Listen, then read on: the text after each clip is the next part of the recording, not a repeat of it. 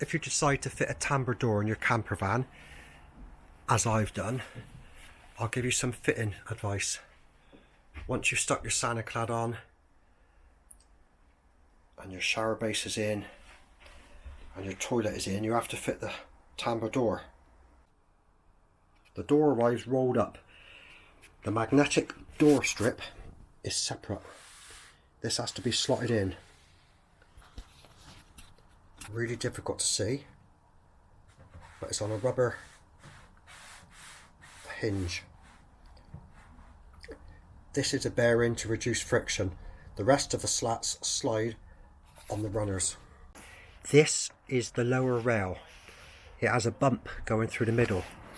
This allows for less friction when the door is sliding. This is the top runner, much deeper. Years ago it was supplied with 2 of these. Lately they supply it with this. This is definitely the lower. This needs to be bonded down. Do not screw it because it rubs on the bottom of the door. A small bead of silicone is all you need. Do not put silicone on the corner. Allow this to drain. Then just set in place. Once you set the lower runner in place, leave it overnight. This area now can drain because there's no silicone. Keep it tight against the front door edge. Once you've fitted the lower trim into place using silicone or adhesive, not drilling it, you need to fix the top trim. This is quite flexible, difficult to fix, can't really use screws because the Tambour door won't slide freely. So after a little bit of experimentation, I've decided to use the 2020 UPVC trim. I've cut a couple of pieces and I'm going to stick it to the guide with super glue.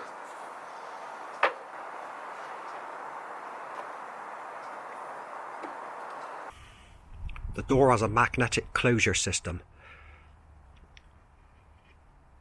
It works really well.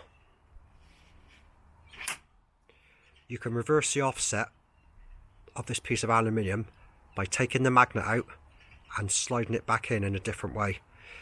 You cannot just turn this strip upside down because the magnet doesn't line up. The magnetic seated strip keeps sliding out, which is quite annoying. Best thing to do is put just one blob of super glue in the channel and slide the strip back into place. I'm using a piece of 2020 PVC trim. Super lightweight, very strong. This is going to bond to the aluminium strip and then silicone to my shower wall. The magnetic door closure, sticking it to the 2020 UPVC profile didn't work. Silicone does not work. It comes off, it's rubbish. So I've cleaned all the silicone off and I've glued it on again with super glue. As long as you clean all the surfaces, roughen it up, it works well.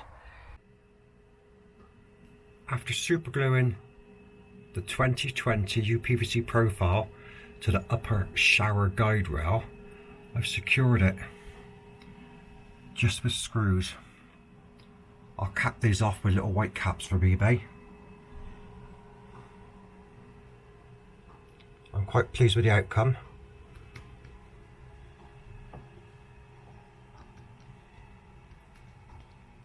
The UPVC trim not only gives it strength, but if I need to remove the door, I can. There is no need for this plastic tape. The plastic tape can be removed. If it's wonky and doesn't look straight, as some people have mentioned, this tape is only put on so the slats don't fall out during transit. Sure, if you can see the finished product, it's quite difficult to film inside a shower cubicle. But I've opted to stick this aluminium magnetic strip to the 2020 UPVC trim with super glue. It's worked out fantastic. I've then secured it with some screws. I'll put little caps on those after. If I need to remove this trim, I can simply unscrew the 6 screws. I've got it going down towards the toilet, just staying away from the edge of the toilet.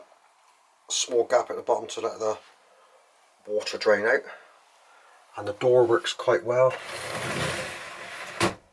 Shuts snug all the way down, and by reversing the magnet in the aluminium trim you can keep this edge flush. It looks much nicer, and the door is flat flush. Simple tug on the door and it opens well.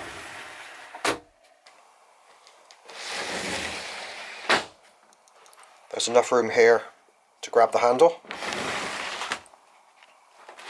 The door can't really go past that way much more because you won't be able to reach the handle. That looks okay. It's straight and parallel all the way down. What I have done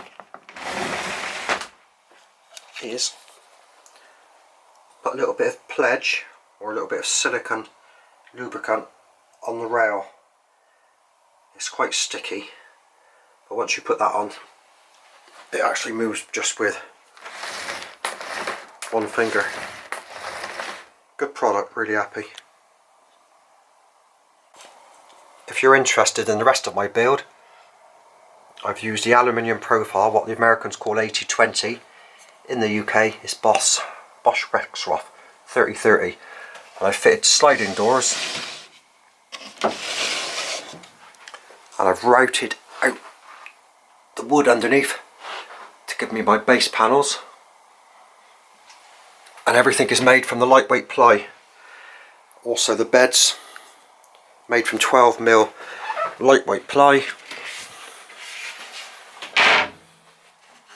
I'm going to sleep left to right because I'm short, which is a bonus.